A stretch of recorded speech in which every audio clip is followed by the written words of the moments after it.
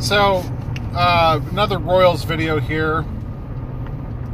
It's not going to be a fun, happy video as I try to get this thing while I'm driving here. I'm not going to look at the camera. And I'm just holding the phone here on my armrest. The Royals game just got over. The Royals just got swept by the Mariners. They lost 7-6 today. They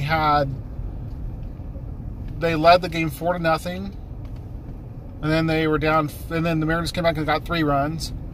Royals got 2 more runs to go up 6-3, and predictably, the Mariners came back against the Royals' just atrocious bullpen and tied the game, and then went ahead in the 9th or in the 10th. And then the Royals went very quietly in the 10th, 1-2-3, and lost the game.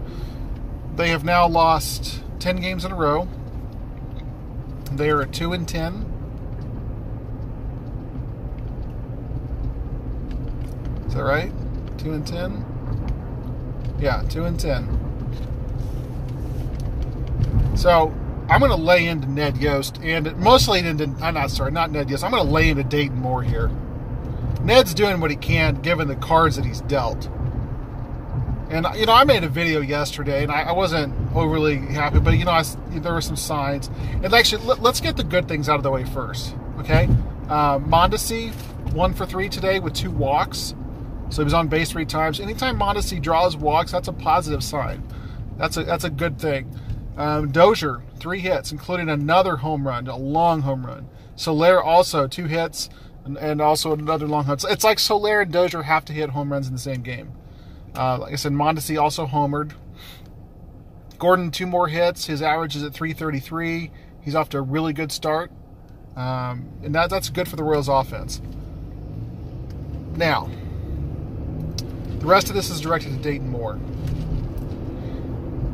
This team, their roster construction is absolutely pathetic. And I went over this, and I'm going to use much more stronger language than I have before. Terrence Gore had 3 hits last night. I mean, that's more than he has in his entire career. He had 2 Major League hits coming into the game. And, he's been a part of Major League Baseball roster since 2014. Okay? And he had 2 hits coming into yesterday's game. He had 3 hits. So, Blind Hog found an acorn. He had a single, a double, and a triple. So naturally, in the Royals front office eyes, that allows him to basically, that earned him playing time for probably the next 6 weeks, which is absolutely stupid. Terrence Gore should not be on this roster. You know why? Because Terrence Gore dropped a fly ball today. If you're a Major League outfielder and you're playing in a game where it's an overcast day like it is here in Kansas City, it's not sunny, and you drop a fly... I'm sorry. You should not drop a fly ball if you're a Major League outfielder. My son plays on the Little League baseball team. Those kids drop fly balls because most of those kids are not that good at baseball. And you accept that just because it is what it is. These guys are paid professionals. You should not drop fly balls. But Gore dropped a fly ball today. Billy Hamilton dropped the fly ball that would have ended the game. He caught it. He ran into the wall. The ball fell out of his glove. He blew out his knee. He's probably out for the year now. Good riddance, because the Royals should have never signed him to begin with. Another terrible signing by Dayton Moore. Chris Owings, who for some reason plays in every single stinking frickin' game, 0 for 6 today. With he went 0 for 6, I think, with 32 strikeouts, if that's even possible. I cannot stand Chris Owings at the plate. Why he is on this team is beside... I can't understand it.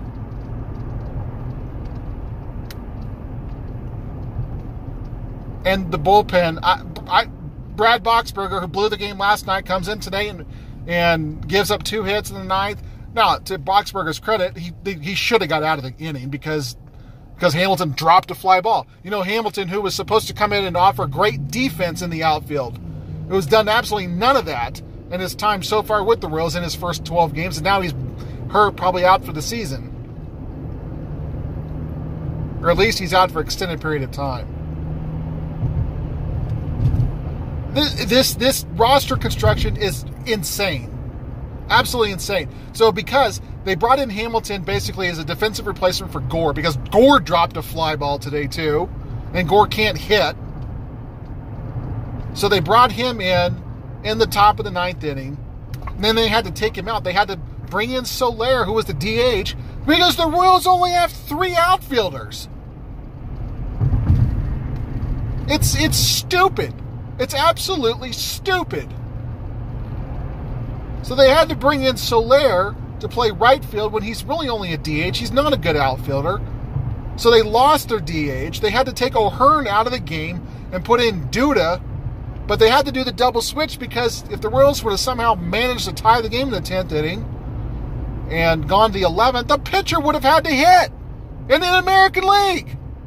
You should never, ever, as a Major League Baseball manager who manages in the American League, you should never put yourself in a situation where the pitcher has to hit in the freaking 10th inning in an April game.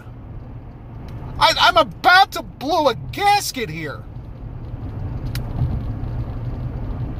I can understand if you're down to your last guy on your bench and it's the 16th inning or something like that. I get it. But Ned is managing this bullpen and managing this team like he's playing a game of chess,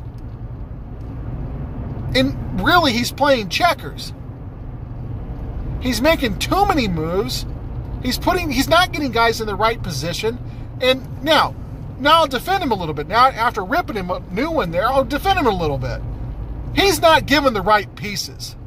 Lucas Duda should not be on this team. Terrence Gore should not be on this team. Chris Owings should not be on this team. Those 3 guys should be freaking flipping burgers at McDonald's. And I'm so sick of it. I am sick. The Royals won the World Series 3.5 years ago. You shouldn't fall this far. And I was one of these people who was excited about this team because they've showed so much promise in the last 2 months of the season last year. And they still do have a lot of promise, a lot of upside. But not when you're filling the roster with a bunch of rejects. The first thing they need to do, Terrence Gore, gone. Bring up Phillips or Bonifacio, one of the two. I don't care which one. Bring up one of them. You need another outfielder who can catch the damn ball. Second thing, get Duda, gone. Replace him with the other guy. Call both Bonifacio and Phillips up. Chris Owings, releasing. He adds no value to this team. Bring up Mejia, bring up Oratango or whatever his name is. I don't know his name. One of those 2 guys would do just fine as a backup middle infielder, who can also play third base. Frank Schwindel, gone. Bring up Bubba Starling, who's actually hitting well to start the season. That gives the Royals a lot of flexibility. The Royals have 3 first basemen, and then you count Soler. They have 4 guys. They have 4 guys on this roster who cannot play any position other than first base or DH. 4!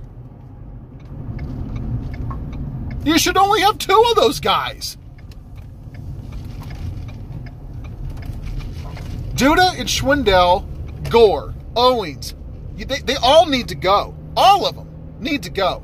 Now, as for the Royals' problem is the bullpen. It's not really the offense at this point, but I've really kind of hammered on the offense. There are at least the offensive players.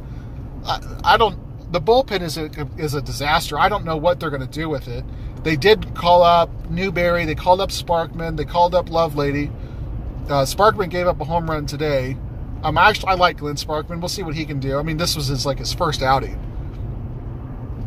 They did pitch Lovelady today. He got it out, struck out a guy. That's only Ned just pitched him for a third of an inning. Barlow pitched yesterday. Barlow looked good and pitched 2 innings. He looked good. Kennedy has looked. He's only had really one bad outing, but Kennedy has been fine coming out of the bullpen.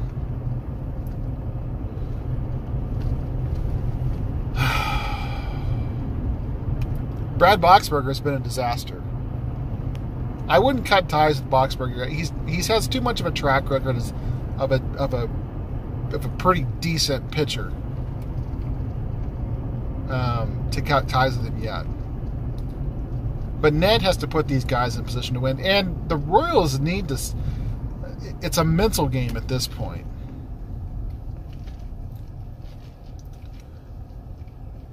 I remember last year I made a video, and it was the same day that Keatsman came out, and he was just railing on the Royals in the beginning part of the season last year when he said that this team was nothing but a collection of guys who were just there to collect a paycheck. It wasn't a team, it was just a collection of ball players, and I completely agreed with his statement. And I made a video about it, and it's one of my videos from last year on YouTube. I only had like maybe 10 videos from last year. But I'm sick. I'm sick of this roster construction. It is a roster construction that is set up to lose. Actually, I take that back. It's not set up to lose. Dayton Moore doesn't think that. But it's a very poorly constructed roster. When somebody like me, who just works a day job, who just is a fan of baseball, can look at the numbers and see that the construction of the roster is very poor, there's a problem with that. And I know there's things that Dayton Moore knows, and I've always been very quick to defend Dayton Moore. And the Glass family, for that matter. I get these people on Facebook, they make comments on the Royals website or the Royals Facebook page, and they say things like, well, we're losing because we have an owner that won't spend any money. Well, that's crap. That's not true. They've spent a lot of money. They've just spent it poorly. And most of the moves that Dayton Moore has made since they've won the World Series have been very poor moves. Dayton Moore, for 2 seasons, he was almost perfect. It's almost like he's coming back to the mean here. So anyway, I'm got a little hot under the collar there on this video, so I do apologize for that. But I'm very passionate about the Royals. They're my hometown team. They will always be my team. I will always cheer for the Royals. I will always want them to win. And I will never get rid of them as my team because they're my team. And they've been my team since as long as I had memories of sports. And I'm 40 years old now.